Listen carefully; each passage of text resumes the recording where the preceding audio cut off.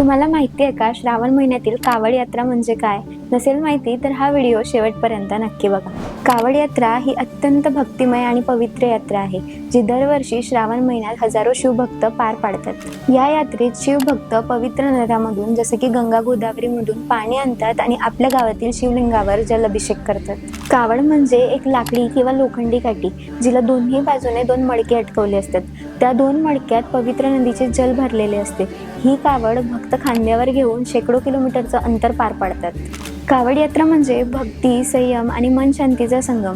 या यात्रेदरम्यान भक्त उपवास, कीर्तन, भजन करतात आणि कितीही अडचणी आल्या तरी यात्रा हसतमुखाने पूर्ण करतात. कावड यात्रा ही फक्त एक धार्मिक परंपरा नाही, तर समाजात एकोपा, सहकार्य आणि भक्तिभाव निर्माण करणारी चळवळ आहे. या यात्रेत प्रत्येक पाऊल महादेवाच्या दिशेने असतं आणि प्रत्येक थेंब भक्तीने भरलेला असतो.